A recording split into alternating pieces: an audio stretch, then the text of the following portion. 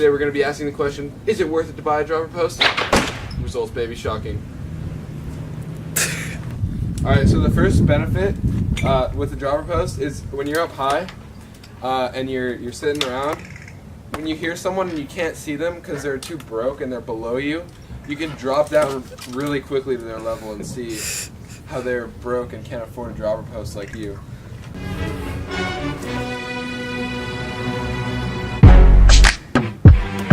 Yeah. So seductive. I take you to the candy shop. So all jokes aside, I was just messing around back there, but a dropper post is basically a seat post that you can adjust on the go using a button on your handlebars, so like that. And they come with anywhere between like 60 millimeters and 150 millimeters of travel. This one's 125, so that means from the distance from here to its total height is 125 millimeters. And you'll have to, when you put it in, you'll have to put it in a little bit above where you put a regular seat post, just because it has to have room for the cable to go in and stuff like that. So yeah, so the prices of dropper posts is anywhere from like $100, and the highest end ones are probably like $400 to $500. So that's going to be your price range. The thing that you can do though, if you're looking for a used bike, you can just get one that already has one, or even a new bike. A lot of new bikes will come with them. So that would be probably the best way to do it, the cheapest way to save your money on a dropper post. So the main purpose of these would be for like trail riding, where anything where you don't have a lift, because if you're going up and down, this makes it really easy, and so that you don't have to stop on the trail to climb and descend, especially if you're on a trail that goes like woo woo woo.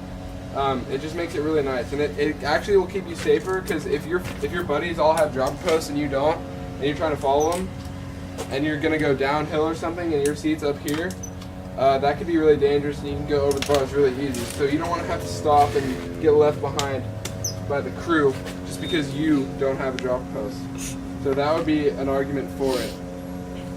So how this works is it's really hard to find anything on the internet that it fully explains it, but they said online that there's a spring in here, and this pulls the lock for the spring, so that when you release that, it unlocks it, and then when you put it back, then that's going to lock the spring in place. But it's really hard to find an actual photo or any real details about the internals of these. Some of them I know you have to put air in, and yeah, just stuff like that. If you ever have an office chair where you pull a lever and then you kind of let your weight off it and then sit down when you want to, and let go when you want to adjust to that height, this is pretty much the same concept, because you'll get on, take your weight off, and then if I want it there, say, and then I just let go, and then now it's going to lock in place right there. And then if I want to go down, pull it in again, and then just push down on the seat, just like you would a regular like office chair. Oh, so the people that would get the most out of the investment of a dropper post would be enduros or enduro or cross-country riders, because it's just really nice to have when you're climbing. So if you have like a downhill bike and you're a weight weenie and you only ride park, you really don't need one, because you're just going to be sitting on the lift. You're not really going to be climbing and descending in the same span of time. So if you're a downhill rider exclusively, you really don't need one. But it's nice to have, like in the off season, if you're climbing up your local trails to go back down and you don't have anyone to shuttle you. It's a really nice little accessory to get you through the trail. So until you have one of these, you're gonna say like, oh, that's dumb. I know I said it, like, oh, that's dumb, that's not worth the money, that's a waste of money, I can just stop and lift up my seat.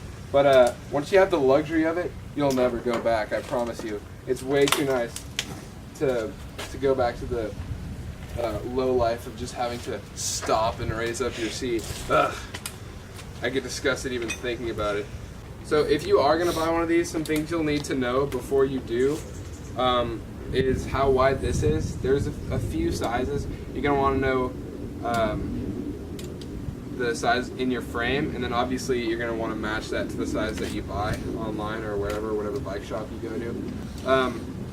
And the other thing you're gonna want to consider is how tall are you and how much travel in your dropper post you need. So this one has 125 millimeters which means that that is my lowest height, and then 125 millimeters above that is the highest it can go.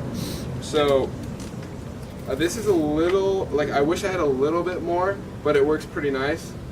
So basically, before you buy one, use whatever seat post you have, measure where you want the lowest part to be, and then measure where you want the highest part to be, and then like get the distance between those two, and then you'll know, like, oh, I want 125 millimeters, or I only need 100 millimeters, or I need the big guns 150 millimeters. So yeah, that would be a consideration that you want to take into account. The downsides of a dropper post, one is that it's going to add a little weight, and then another one is that if you want to slam your seat all the way like you would before you had one, you're not going to be able to, because it needs to stick out a little bit, like I said earlier, for this cable. So you're just going to have to be, like, overall a little bit higher than you would have been with the other seat. So yeah. Another thing to think about if you're considering getting a dropper post is the maintenance factor. This one is cable actuated, so I haven't really had to do anything to it since I bought the bike used from some German guy. But if you have a hydraulic one of these, you're going to have to bleed it, and it's going to be just like your brakes, which would be kind of annoying in my opinion. I don't think it's really worth having the hydraulic part. But yeah, it's just something you're going to want to think about. Like, do I want hydraulic or cable, and do I want an expensive one versus a cheap one? Like, you want to get something you know is not going to break, but is going to be, like, easy to work on too, because you don't want to have to take it to a bike shop or send it in every time you need it to be serviced. Alright, so that's going to wrap it up. Thanks for watching this video. The dropper post decision pretty much comes down to a convenience versus how much do I want to spend on this fancy seat post issue. So let me know what you think in the comments. Also, if I left out anything that you think is important, drop it down there. Subscribe if you're new here. Thanks for watching, and I'll see you in the next video.